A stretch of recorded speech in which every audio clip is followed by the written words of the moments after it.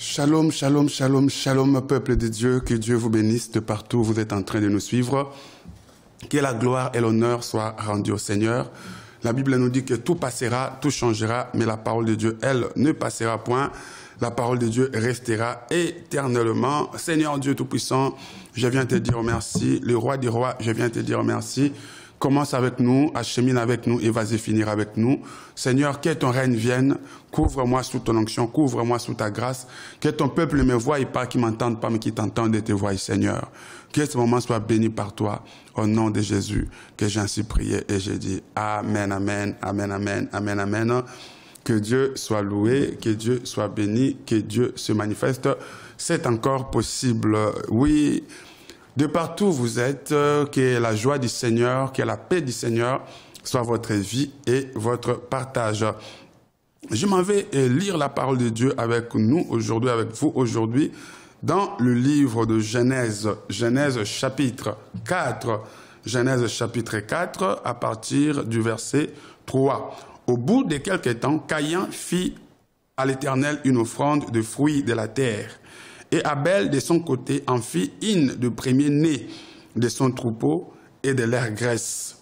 L'Éternel porta un regard favorable sur Abel et sur son offrande, mais il ne porta pas un regard favorable sur Caïn et son offrande. Et Caïn fut irrité et son visage fut abattu. Et l'Éternel dit à Caïn, pourquoi es-tu irrité et pourquoi ton visage est-il abattu? Certainement, si tu agis bien, tu relèveras ton visage. Et si tu agis mal, le péché se couche à la porte et ses désirs se portent vers toi. Mais toi, domine sur lui. Cependant, Caïn adressa la parole à son frère Abel. Mais comme ils étaient dans les champs, Caïn se jeta sur son frère Abel et le tua. Mais essayons de relire le verset 5, le verset 6, pardon. Et l'Éternel dit à Caïn, pourquoi es-tu irrité et pourquoi ton visage est-il abattu? Verset 7, certainement si tu agis bien, tu relèveras ton visage. Certainement si tu agis bien, tu relèveras ton visage. Bien-aimés, aujourd'hui nous voyons l'histoire de deux frères d'une même famille qui s'appelle, les deux frères d'une même famille, Caïn et Abel, qui sont les enfants d'Adam et Ève. Et le frère aîné s'appelait Caïn, il était laboureur, il labourait la terre, il s'aimait. Et l'autre, son frère, s'appelait Abel, et lui était, il était berger, il paissait les troupeaux. Voilà les deux travails ou les deux métiers différents que l'un et l'autre exerçaient. Alors ici, nous voyons dans la parole de Dieu, nous voyons dans les Saintes Écritures que les deux se sont décidés de faire une offrande à Dieu, d'être reconnaissants à l'égard de Dieu, de tout ce que Dieu a fait dans leur vie. Ils se sont décidés d'apporter à Dieu une offrande. Et Abel, Caïn de son côté, le frère aîné, a pris le fruit de la terre qu'il est venu présenter à Dieu comme offrande. Et son petit frère, Abel, de son côté, a pris ses brebis, la graisse de ses brebis aussi, qu'il a apporté aussi en offrande devant l'Éternel. Mais la Bible nous dit que le petit frère trouva grâce, lui et son offrande.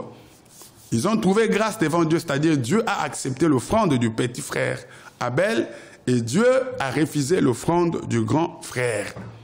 Et le grand frère fut irrité, le grand frère fut en colère. Il a eu en lui les pensées, l'idée de tuer son petit frère. Et Dieu l'interdit dans sa conscience de ne pas faire du mal à son petit frère, mais il n'a pas voulu écouter la voix de sa conscience, la voix de Dieu qui parlait dans sa conscience, et il est allé exécuter ce qu'il avait comme envie de faire. Il a tué son petit frère et Abel est mort. Abel est mort, son frère l'a tué. Qui le tue? C'est son propre frère, son grand frère qui tue son petit frère. Voilà les réalités de la vie, voilà comment Aujourd'hui, il n'est pas étonnant de voir le mari tuer sa femme. Il n'est pas étonnant de voir la femme tuer son mari. Il n'est pas étonnant de voir le grand frère tuer son petit frère ou le petit frère tuer son grand frère. Et il n'est pas étonnant de voir les amis s'entretuer, les amis se faire du mal. Et voilà ce que la vie nous réserve. Voilà la raison pour laquelle la Bible dit, vous devez être prudents. Nous devons être prudents parce que notre adversaire, votre adversaire, notre adversaire, le diable, rôde comme un lion rugissant, cherchant qui il dévorera. Déclare après moi que ma vie ne sera pas dévorée au nom de Jésus-Christ. Déclarez après moi que ma vie ne sera pas dévorée au nom de Jésus-Christ. Dites que je ne mourrai pas avant les temps de Dieu. Dites que je ne partirai pas avant les temps de Dieu. Dites que je ne partirai pas avant les temps de Dieu. Que Dieu vous préserve de tout mal. Que Dieu vous protège de tout mal. Merci à vous qui êtes en train de partager ces moments avec votre entourage. Bien-aimés, nous voyons l'échec d'Abel, l'échec de Caïn, pardon, son grand frère, le grand frère d'Abel, l'échec de Caïn suscite en lui un mauvais cœur, la jalousie, la mauvaise foi, un mauvais cœur, jusqu'à tel point qu'il va aller tuer son frère. Tout ça, c'est à cause de l'échec. C'est l'échec de Caïn qui fait tout ça. C'est l'échec qui a donné ses envies. C'est l'échec qui a fait naître ces mauvais cœurs, c'est l'échec qui a fait naître cette jalousie et qui a amené que Caïn puisse tuer son frère. Dis après moi, non à l'échec. Dis après moi, non à l'échec. Maman déclare après moi, papa déclare après moi, non à l'échec. Refusez l'échec. Ce que vous croyez dans votre cœur, ce que vous confessez, c'est ce qui vous arrive. Déclarez après moi, non à l'échec. Maman, dites non à l'échec. Papa, dites non à l'échec dans votre vie. Vous savez, si vous ne savez pas gérer l'échec, si vous ne savez pas gérer la déception, si vous ne savez pas gérer les chocs, les déceptions, l'échec, ça peut vous pousser à faire du mal. Ça peut vous pousser à vous mettre avec n'importe qui. Ça peut vous pousser à faire des erreurs inhabituelles que vous allez vraiment regretter, amèrement. Alors, maman, ne faites pas ce qui n'honore pas Dieu. Faites attention quand vous êtes en train d'échouer. Faites attention quand vous faites les choses et que ça ne marche pas dans une relation, quand ça ne marche pas dans un couple, quand ça ne marche pas dans les affaires, quand ça ne marche pas dans le ministère, quand ça ne marche pas dans le business, quand ça ne marche pas dans tout ce que vous entreprenez. Faites attention. C'est là que le diable vient aussi vous enseigner ses méthodes, ses moyens, peut-être des moyens raccourcis, mais qui vont vous coûter très cher, très cher, très cher. Je veux dire, il faut faire très attention quand vous êtes en train d'échouer. Alors, quand vous êtes en train d'échouer, qu'est-ce qu'il faut faire? Qu'est-ce qu'il faut faire quand vous êtes en train d'échouer? La première chose à faire, c'est de se poser la question, pourquoi suis-je en train d'échouer? Quand vous êtes en train d'échouer, vous faites des affaires de business, dans la relation amoureuse, dans les commerces, dans tout ce que vous faites, et que ça ne marche pas, posez-vous des questions. La première question à se poser, pourquoi suis-je en train d'échouer? Pourquoi je suis en train d'échouer? Plusieurs personnes sont en train d'échouer dans ce qu'ils font ou dans leur vie. Ils sont pressés à attraper des sorciers. Ils sont prêts à attribuer la faute à l'autre.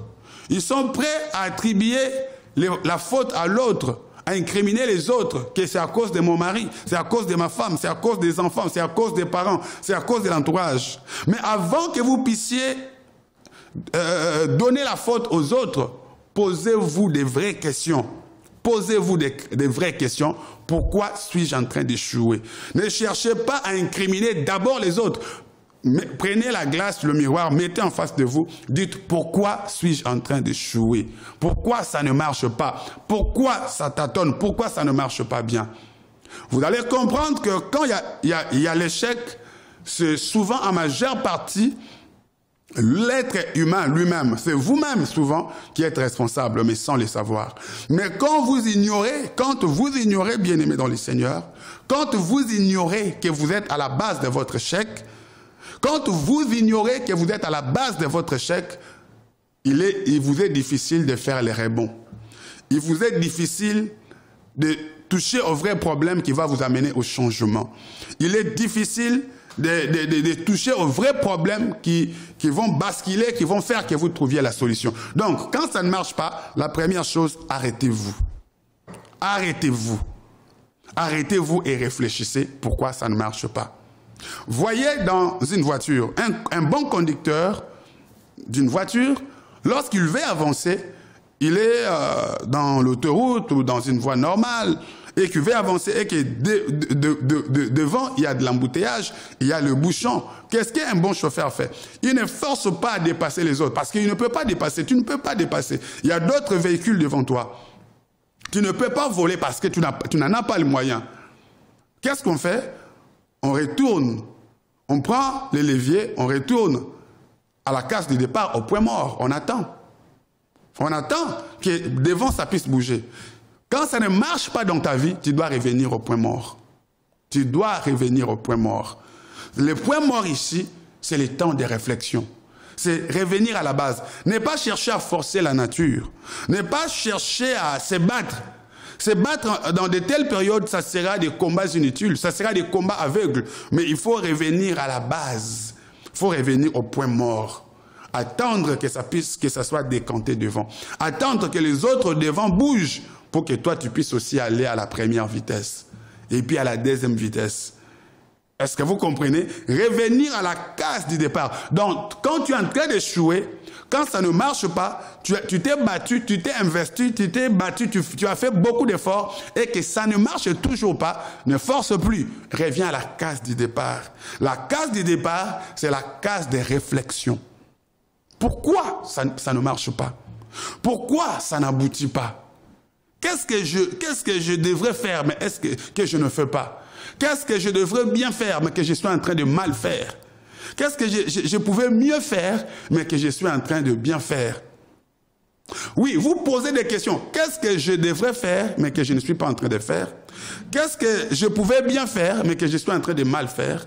Qu'est-ce que je pouvais bien faire, que je suis en train qu'est-ce que je pouvais mieux faire, mais que je suis en train de bien faire, ou qu'est-ce que je pouvais faire de mieux à mieux, mais que je suis en train de tout simplement bien faire. Réfléchir, c'est poser ce genre de questions. Ça, c'est la première des choses, revenir à la case du départ, quand ça ne marche pas.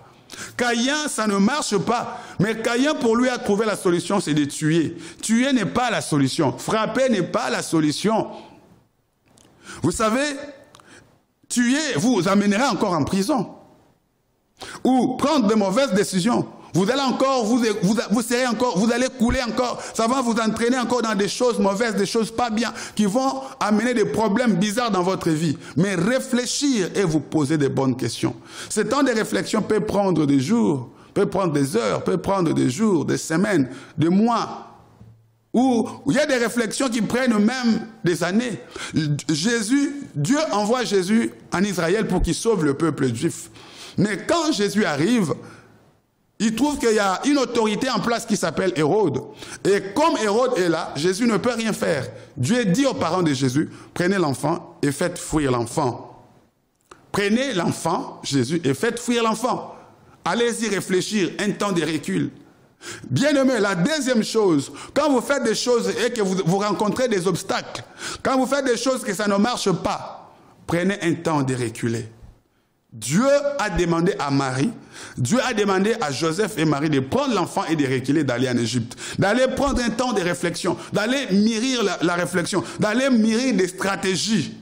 Deuxièmement, il faut reculer. Le temps de recul, ce n'est pas un abandon. Reculer, ce n'est pas un abandon. Reculer n'est pas un échec, mais aller étudier comment revenir plus fort. Oui, allez se cacher. Pour nous, chrétiens, vous avez tenté des choses, vous avez osé des choses et que ça n'a pas marché. Il faut prendre du recul. Qu'est-ce que j'appelle recul? C'est le temps d'aller se cacher dans la prière. C'est le temps d'aller se cacher dans le jeûne. C'est le temps d'aller se cacher dans la méditation de la parole. C'est le temps d'aller chercher la volonté de Dieu. Qu'est-ce que Dieu veut réellement dans cette relation? Qu'est-ce que Dieu veut réellement dans cette affaire? Qu'est-ce que Dieu veut réellement dans ce que je suis en train de faire? Oui, reculez pas pour croiser le bras. Reculez pas pour faire des choses qui n'honorent pas Dieu. Mais reculez pour écouter Dieu. Reculez pour étudier, apprendre. Reculez pour étudier, aller faire des formations. Pour vous qui faites des formations, vous avez cherché un bon boulot. Vous n'avez pas eu ce bon boulot. Oui, allez faire des formations. Allez faire des études, allez faire ce qu'il faut pour revenir plus fort. Oui, allez prendre des conseils, allez vous faire conseiller, allez vous faire conseiller pour revenir plus fort. Allez avoir des conseils, allez vous enrichir pour revenir plus fort. Jésus a pris du recul. Ce n'est pas que Jésus avait échoué, ce n'est pas que Dieu n'était pas fort, Dieu est le Tout-Puissant, mais Dieu a demandé à Jésus de prendre le temps de reculer. Deuxièmement, quand ça n'aboutit pas, quand ça ne marche pas, il faut reculer pour se poser des bonnes questions, pour mûrir des réflexions, mûrir sa réflexion pour revenir plus fort. Quand ça ne marche pas, bien aimé dans le Seigneur, troisièmement, il faut chercher la cause de l'échec. Troisièmement, quand ça ne marche pas dans ce que vous faites, dans votre relation, dans votre carrière, dans votre commerce, dans votre business, sachez où est-ce que vous êtes en train de mal faire les choses. Qu'est-ce que vous ne faites pas bien? Qu'est-ce que vous ne faites pas bien? Laissez-moi vous dire que chaque échec a toujours eu une cause. On n'échoue pas par hasard. Frères, sœurs, on n'échoue pas par hasard. On n'échoue pas par hasard. Il y a toujours un motif qui fait que vous puissiez échouer. Il y a toujours un motif qui fait que vous ne puissiez pas vous entendre. Il y a toujours un motif qui fait que vous ne puissiez pas vous entendre. Il y a toujours un motif, frère. Ma sœur, il y a toujours un motif. Il y a toujours quelque chose qui fait que vous ne puissiez pas vous entendre. Et ce motif n'est pas ailleurs. Essayez de discerner, maman. Papa, essayez de discerner. Là, je suis en train de dire que l'échec n'a jamais été un fruit d'hasard. Retenez ceci, maman. Papa, retenez ceci. Entrepreneur, homme d'affaires, politicien, footballeur, sportif, chrétien, homme de Dieu. Retenez ceci, que l'échec n'est pas un fruit d'hasard.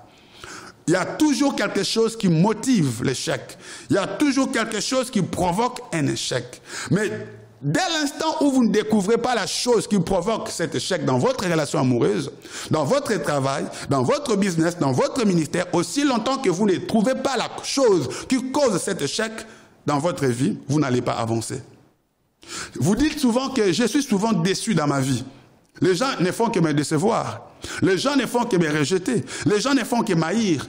Examinez bien votre vie. Vous allez voir qu'il y a quelque chose qui fait que les gens vous rejettent. Il y a quelque chose qui fait que les gens vous haïssent. Il y a quelque chose qui fait que les gens vous ferment des portes. Il y a quelque chose qui fait que les gens puissent vous détester. Ce n'est pas en vain. Mais souvent les gens disent, oh non, les gens c'est à cause de ma destinée, c'est à cause de mon étoile, c'est à cause de ma beauté, c'est à cause de mes avoirs. Ben, les gens sont jaloux de moi. Non, ce n'est forcément pas ça. Tout le monde, tous ceux qui ont une destinée ne sont pas forcément combattus. Tous ceux qui ont des étoiles ne sont pas forcément combattus, ne sont pas forcément haïs comme toi, n'échouent pas comme toi, ne sont pas détestés comme toi. Réfléchis bien, tout rejet, toute déception, tout échec a toujours quelque chose qui le motive. Et aussi longtemps que vous ne trouvez pas ce qui fait que les gens vous détestent, que les gens vous haïssent, que les gens vous ferment des portes, toute ta vie tu seras comme ça. Tu vas croire que tout le monde est mauvais. Non, tout le monde n'est pas mauvais, c'est toi qui es mauvais. Tu croiras que tout le monde est méchant. Non, tout le monde n'est pas méchant. Tu croiras que tout le monde te déteste parce que tout le monde est méchant. Non, c'est parce qu'il y a des choses pas bien en toi que tu n'as pas découvert. Il y a des comportements pas bien que tu ignores. La Bible dit, ne sois pas sage à tes propres yeux. Des fois, souvent, nous sommes sages à notre propre yeux. Nous ne voulons pas sonder notre vie. Nous ne voulons pas voir nos propres erreurs. Nous sommes prêts, rapides à juger les autres, à condamner les autres. Mais nous ne sommes pas prêts à nous examiner nous-mêmes. Pourquoi ça ne marche pas? Pourquoi on se dispute toujours? Quand on se dispute, on a toujours tendance à voir, ah, c'est à cause de lui, c'est à cause de toi, parce que toi tu ne fais pas ceci, parce que toi tu ne fais pas cela. Essaye d'entrer en toi-même. Vois d'abord ce que toi tu dois faire. Et vois d'abord ce que toi tu dois faire.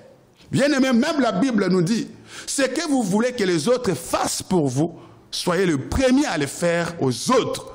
Ce que vous voulez que les autres fassent pour vous, essayez d'examiner, essayez de voir. Tout ce que vous voulez que les autres vous donnent, commencez à les donner.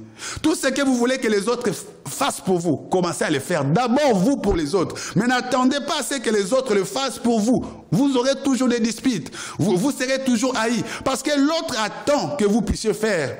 Vous aussi vous attendez que l'autre fasse. C'est ce qui crée des ennuis. Est-ce qu'il y a une femme qui comprend? Est-ce qu'il y a un homme qui comprend? C'est-à-dire, ce que vous voulez que votre partenaire fasse pour vous, n'attendez pas qu'il le fasse. Commencez-vous à le faire. Ce que vous voulez que les autres fassent pour vous, vous commencez à le faire. Si vous attendez que les autres le fassent, ça sera un motif de vous chamailler, de vous battre, de vous séparer, parce que vous attendez que l'autre le fasse. Mais vous commencez à le faire. Commencez à faire ce que vous attendez que les autres fassent pour vous. Je sais que c'est dur, je sais que c'est compliqué, mais laissez-moi vous dire, dans l'amour, on ne vient pas pour donner. Dans l'amour, on ne vient pas pour recevoir, pardon. Dans l'amour, on ne vient pas d'abord pour recevoir. Dans l'amour, on vient d'abord on vient donner. On vient donner, c'est ça. Dieu a tant aimé le monde, Dieu a tant aimé et Dieu a donné. Dieu n'a pas attendu à ce qu'il puisse recevoir. Dieu a d'abord donné. Là où il y a de l'amour, on ne s'attend pas à recevoir de l'autre, mais on vient pour donner à l'autre. On vient pour rendre l'autre heureux. On vient pour satisfaire l'autre. On vient pour bénir l'autre. C'est ça, bien-aimé, là où il y a de l'amour, là où il y a la vérité, là où il y a la sincérité. Alors, dès l'instant où vous avez découvert ce que vous ne faites pas bien, troisièmement, quatrièmement, prenez la bonne décision. Quand vous avez décelé la faille, pourquoi vous vous chamaillez? Pourquoi ça ne marche pas? Pourquoi vous échouez dans votre commerce? Pourquoi vous échouez dans vos business? Maintenant que vous avez trouvé, investissez, décidez-vous maintenant. Quatrièmement, décidez-vous d'agir. N'attendez pas qu'il soit trop tard. Quatrièmement, décidez-vous d'agir fermement. Décidez-vous d'agir, non pas avec des sentiments, parce que les sentiments peuvent vous tuer. Les sentiments peuvent vous tuer. Je vous ai toujours répété ceci. Il y a quelqu'un qui m'a toujours dit, les sentiments, la pitié n'est pas un fruit de l'esprit. Oh non, mettre des sentiments. Il y a des gens qui sont morts à cause des sentiments. Bien aimé, il y a des gens qui sont morts à cause de faire plaisir d'abord. Oui, quand vous avez décelé la faille, il faut agir avec fermeté. Quand vous avez décelé ce qu'il faut faire, il faut agir avec fermeté. Agir, prendre la décision d'agir avec fermeté. Prendre la décision d'agir avec sérieux. C'est ça la clé. Ici, Dieu vient dire à Caïn quelque chose. Nous sommes dans Genèse chapitre 4, le verset 6. Et l'Éternel dit à Caïn, mais pourquoi es-tu irrité? Pourquoi ton visage es-tu abattu? Aujourd'hui, le Seigneur ne s'adresse pas à Caïn. Caïn est déjà mort. Si ces versets étaient là seulement pour Caïn, on allait déchirer ces passages de la Bible. Mais si on n'a pas déchiré ces passages de la Bible, c'est à cause de toi. Parce que toi, tu existes. C'est comme ça que ces passages est gardé jusqu'à aujourd'hui. Il y a des questions qui sont posées. Pourquoi es-tu irrité, hein? Et pourquoi ton visage est-il abattu? C'est deux questions que Dieu te pose aujourd'hui. Pourquoi es-tu irrité? Pourquoi es-tu en colère contre ceux qui ressuscitent? Pourquoi es-tu en colère contre Dieu? Pourquoi es-tu en colère contre Dieu? Et pourquoi es-tu en colère contre ceux qui ressuscitent? La question qui t'est posée, pourquoi développes-tu ces rancœurs que tu as, ces mauvais cœurs, cette mauvaise foi que tu as? Pourquoi as-tu ces mauvais cœurs? Pourquoi as-tu ces visages? Pourquoi as-tu ces mauvaises foi? Pourquoi as-tu ces mauvais cœurs? Pourquoi es-tu irrité? Pourquoi? Pourquoi tu te fâches contre Dieu? Pourquoi tu te fâches contre ceux qui ressuscitent? Moi, je pense que tu devrais te fâcher contre toi-même. Tu devrais te fâcher contre tes erreurs. Tu devrais te fâcher contre ta timidité. Tu devrais te fâcher contre ta lourdeur. Tu devrais te fâcher contre ton mauvais cœur. Tu devrais te fâcher contre ton hypocrisie. Tu devrais te fâcher contre ton hypocrisie. Tu devrais te fâcher contre toi-même. Mais pourquoi es-tu irrité? Pourquoi es-tu en colère? 1. 2. Et pourquoi ton visage est-il abattu? Pourquoi tu es fatigué? Pourquoi tu es fatigué? Pourquoi tu veux abandonner? Pourquoi tu veux relâcher? Pourquoi? Deux questions. C'est ça ton problème aujourd'hui, mon frère. Ma soeur, c'est ça ton problème aujourd'hui. Ma soeur, c'est ça ton problème aujourd'hui. Pourquoi es-tu irrité contre ceux qui ressuscitent? Pourquoi es-tu irrité contre ceux qui ressuscitent?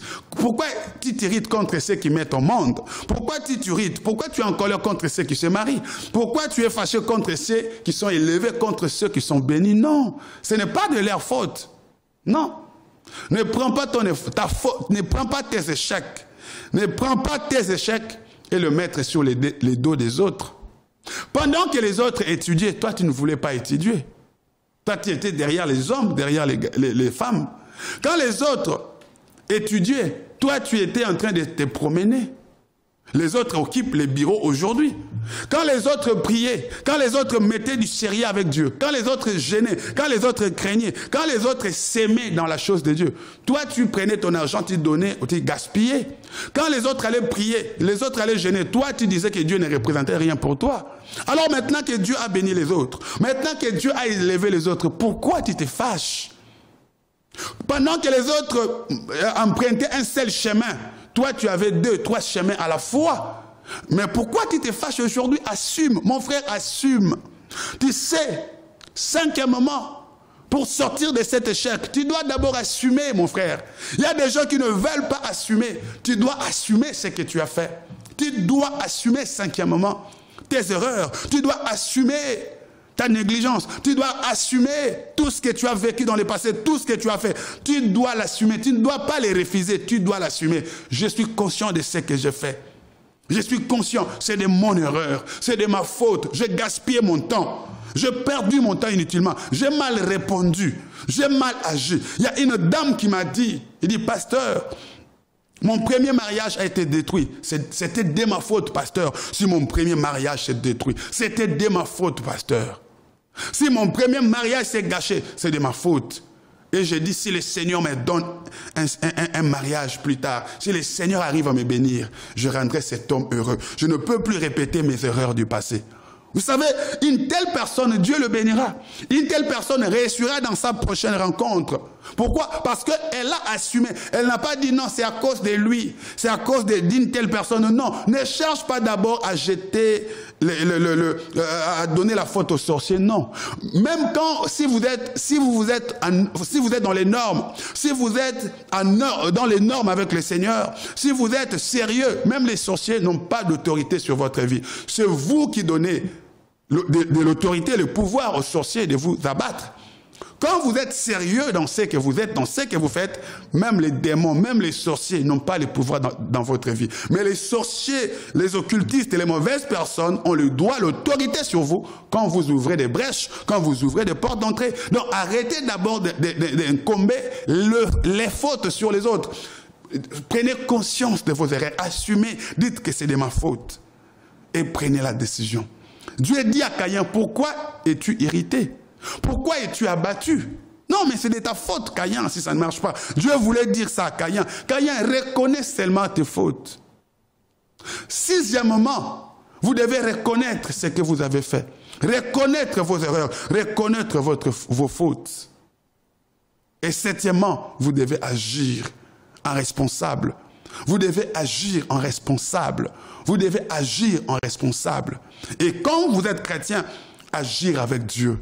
Septièmement, agir avec Dieu. Quand vous êtes chrétien, Simon a travaillé toute la nuit. Simon a travaillé toute la nuit. Un grand pêcheur qu'il était, il a travaillé toute la nuit sans rien prendre. Il a échoué. Mais il a dit maintenant, sur ta parole, je vais jeter mon filet. Il s'est décidé de jeter son filet avec Jésus. Il s'est décidé de commencer avec Jésus. Il s'est décidé de recommencer mais avec Jésus. Huitièmement, recommencer avec Jésus. Mettre Jésus devant tout. Donnez à Jésus la première place. Donnez à Jésus la première place. Donnez à Jésus la première place. Ne plus prendre seul ses décisions. Ne plus s'engager seul. Ne plus s'engager seul. Ne jamais s'engager seul. Avant de s'engager, écoutez le Seigneur. Avant de s'engager, écoutez le Seigneur. Avant de s'engager, demandez la volonté du Seigneur. L'Éternel dit à Caïn, pourquoi es-tu irrité? Pourquoi ton visage est-il abattu? Écoutez, certainement, si tu agis bien, tu relèveras ton visage. Écoute la solution. Agis bien. Tout échec, toute déception a toujours eu une cause, parce qu'on a mal agi. Parce que tu as mal agi. C'est pourquoi tu vis ce que tu vis aujourd'hui. Parce que tu ne t'es pas bien comporté à l'égard de ton partenaire. C'est pourquoi vous êtes dans cette situation. Parce que vous êtes mal comporté. C'est pourquoi vous êtes dans cette situation avec votre fiancé. C'est parce que vous êtes mal comporté avec votre chef, avec vos travailleurs, avec vos collègues. C'est pourquoi vous êtes dans cette situation. Parce que vous vous êtes mal comporté à l'égard de vos frères et sœurs en Christ. Parce que vous vous comportez mal, vous les critiquez, vous colportez, vous citez leur nom dans le mal. C'est pourquoi vous êtes dans cette situation que les gens vous détestent. Parce que quand vous parlez mal, ça se propage aussi. Ah, tel parle mal, tel autre parle mal. Ça finit par se savoir. Et les gens finissent par vous fermer des portes, par vous détester, parce que vous êtes mal comporté. Quand vous ne travaillez pas bien, les chefs finiront par le savoir. Pasteur, pourquoi on ne m'a pas pris? Mais parce que vous n'avez pas bien travaillé, parce que vous n'êtes pas investi. Ce n'est pas les sorciers, ce n'est pas qu'on ne vous aime pas, parce que vous êtes mal comporté, parce que vous n'étiez pas concentré, parce que vous n'êtes pas donné à fond. Pasteur, pourquoi j'échoue toujours dans les permis? Oui, mais donnez-vous à fond. N'ayez plus peur, ne vous donnez plus à moitié, mais donnez-vous à fond, totalement, ça changera. Si vous changez, la donne aussi changera. Si vous changez, la donne aussi changera. C'est à vous de changer, pas à quelqu'un d'autre de changer. C'est à vous de changer. Vous avez votre destin entre vos mains. Vous avez votre destin entre vos mains. Oui, soyez responsable de vos échecs. Soyez aussi responsable de votre changement. Soyez responsable en prenant de vrais changements, de vraies résolutions pour changer. Soyez responsable de votre échec. Assumez votre échec. Assumez votre irresponsabilité. Assumez votre mauvaise conduite. Assumez votre mauvais comportement. Acceptez-les et prenez aussi une bonne décision. Certainement, si tu agis bien, ça changera. Tout échec existe parce qu'on a mal fait quelque chose. Tout échec existe parce qu'on s'est comporté mal dans ce domaine. Parce qu'on s'est comporté mal, mais aussi longtemps qu'on ne reconnaît pas ses torts, qu'on ne reconnaît pas ses fautes, qu'on voit toujours que les fautes des autres, on voit que les erreurs de l'autre, des autres, bien aimés, vous ne changerez pas et rien ne changera dans votre vie. Les choses arrivent à changer quand vous décidez de changer.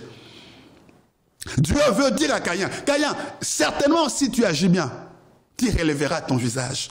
Dieu dit à Caïn, certainement, sûrement, si tu changes, les choses changeront, Caïn. L'échec n'est pas éternel. Ma sœur, l'échec n'est pas éternel. Mon frère, l'échec n'est pas éternel. Et l'échec n'est pas les derniers mots de Dieu. Laissez-moi vous dire, un grand nombre de gens qui ont échoué hier, qui ont endossé leur échec, qui ont pris la responsabilité de leur échec, qui ont assumé et qui ont pris des bonnes décisions et qui ont agi en responsable. Aujourd'hui, on les acclame. Là où on les enfonçait hier, là où on s'est moqué d'eux hier, là où on leur marchait dessus hier, aujourd'hui, ce sont eux qui marchent la tête haute. Aujourd'hui, les mêmes personnes qui les ridiculisaient, les mêmes personnes sont en train de les acclamer. Les mêmes personnes qui les rejetaient, ce sont les mêmes personnes qui viennent vers eux. Ce sont les mêmes personnes qui viennent vers eux aujourd'hui. Les mêmes personnes qui leur fermaient des portes hier, c'est les mêmes personnes qui leur ouvrent des portes aujourd'hui parce qu'ils ont appris de leur échec ou de leur erreur. Laissez-moi vous dire une chose. L'échec n'est pas vraiment un échec si vous avez appris quelque chose de cet échec. L'erreur n'est pas vraiment une erreur si vous avez appris quelque chose de cette erreur. Une déception n'est pas vraiment une déception si vous avez appris quelque chose de cette déception.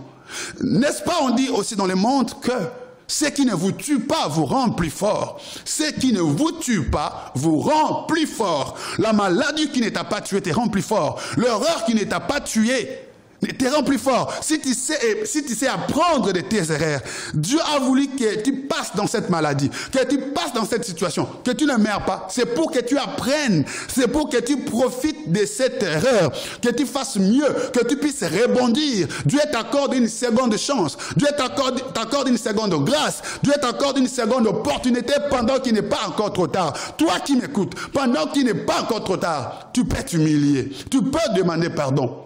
Tu peux demander pardon, tu peux t'humilier, tu peux bien faire là où tu faisais mal, là où tu ne faisais pas bien. Tu peux faire mieux là où tu faisais bien. Tu peux faire de mieux à mieux là où tu ne faisais que bien. Tu peux exceller, tu peux aller au-delà des limites. Bien-aimé, agissez toujours avant qu'il ne soit trop tard. N'attendez pas que le mal puisse produire des racines. Vous savez, quand on prend un éléphanteau, le petit éléphant, qu'on fait entrer dans une maison, dans une petite porte, et que cet éléphanteau, le petit de l'éléphant, est élevé dans une maison, aussi longtemps que cet éléphanteau est en train de grandir, l'éléphant il devient énorme, il devient grand. On ne pourra plus le faire sortir au travers de la même porte où il est entré. Parce qu'il a grandi, il a pris du poids, il a pris de la masse. Il ne peut plus sortir par la même entrée. Il faudra casser. Il y aura des cassures pour qu'il sorte. C'est pareil, quand nous laissons le mal germer en nous, quand nous laissons le mal grandir en nous, quand nous laissons le mal prendre des racines en nous, au bout d'un moment, ça viendra difficile pour que vous puissiez vous débarrasser de ce mal. Quand ce mal prend des racines, quand vous devenez accro du sexe, quand vous devenez accro de la drogue, quand vous devenez accro de produits, quand vous devenez accro dans un certain domaine, il vous sera difficile pour vous en sortir. Il faut casser. Vous savez, la cassure a toujours été difficile. La cassure, détruire a toujours été difficile. Maintenant qu'il est temps, faites sortir de vous ces erreurs.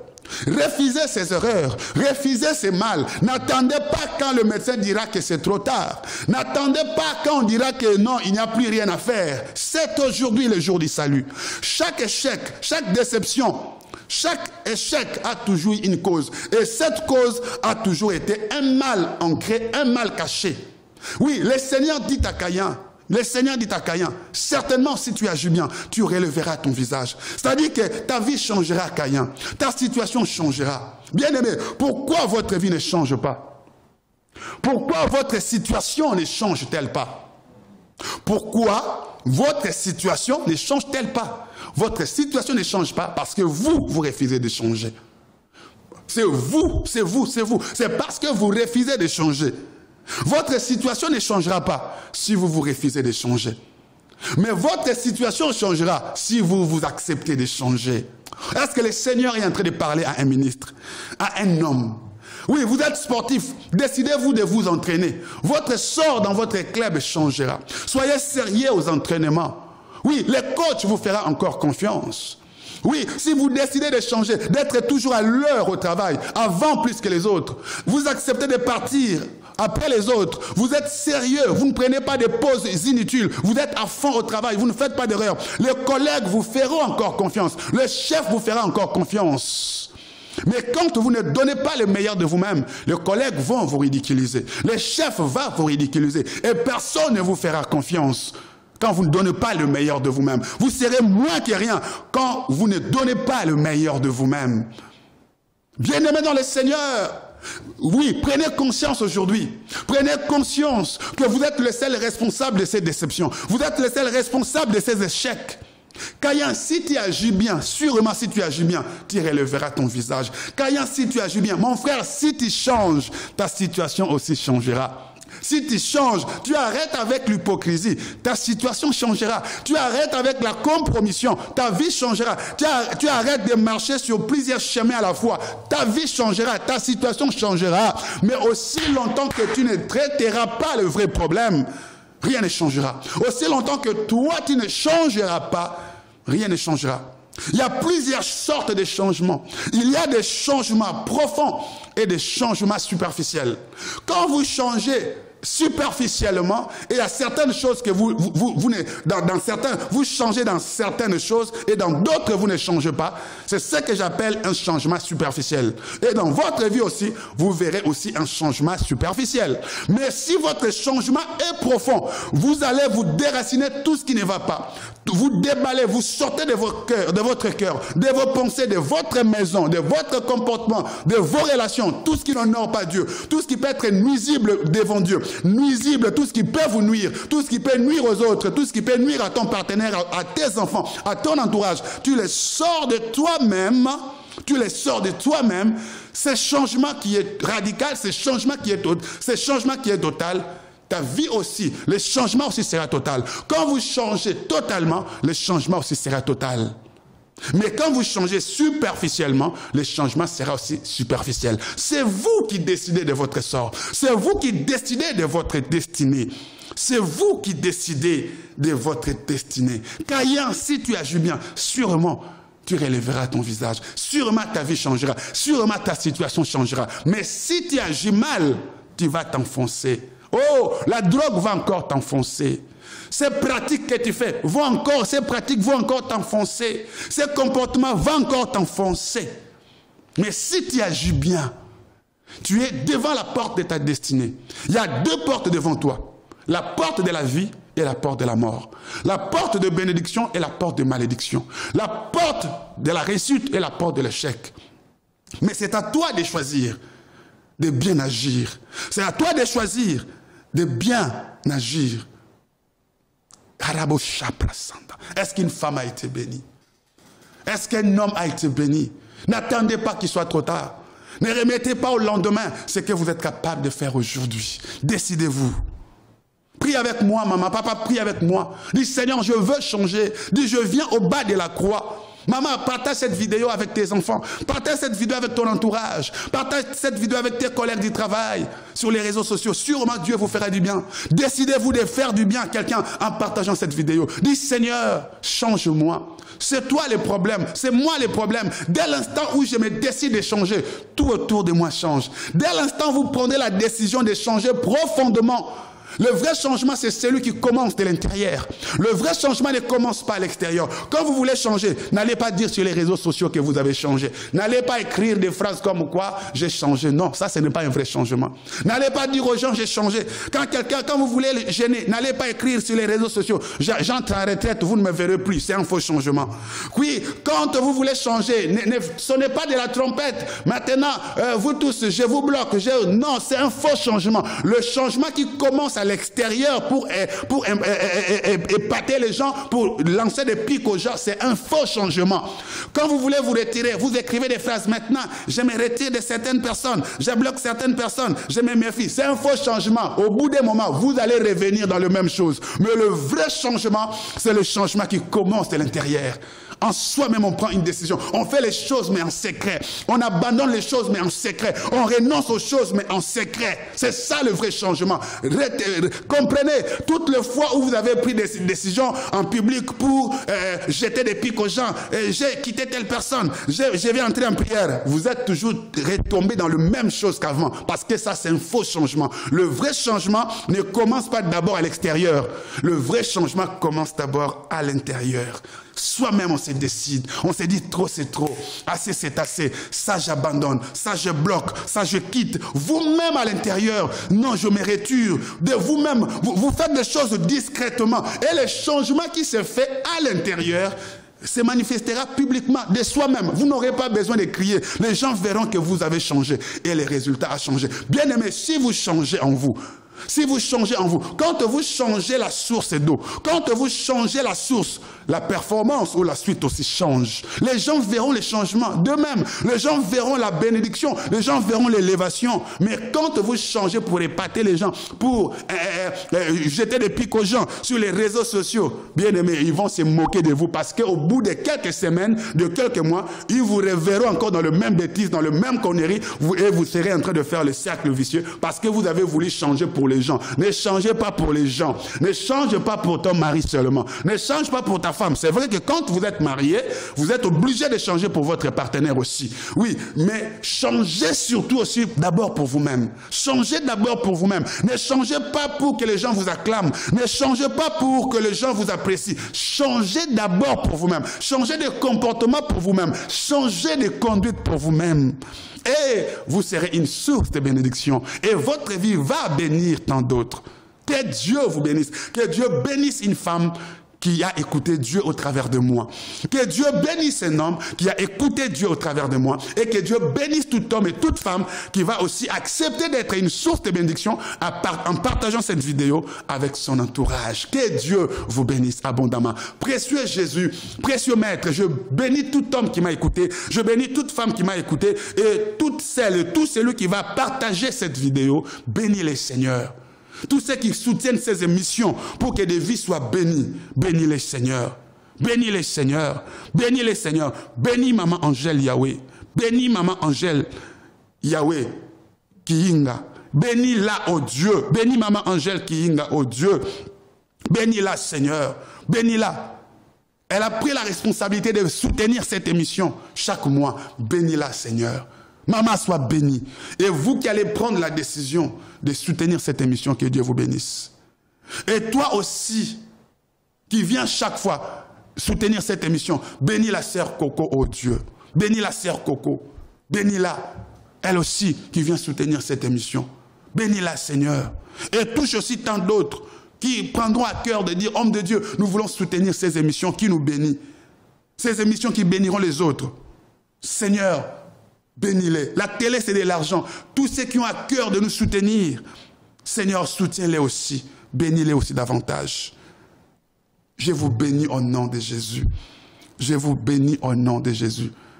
Que mon Dieu vous bénisse largement. Et vous tous qui avez soutenu cette émission un jour, les gens que j'ai cités, ce sont ceux qui le font régulièrement chaque mois.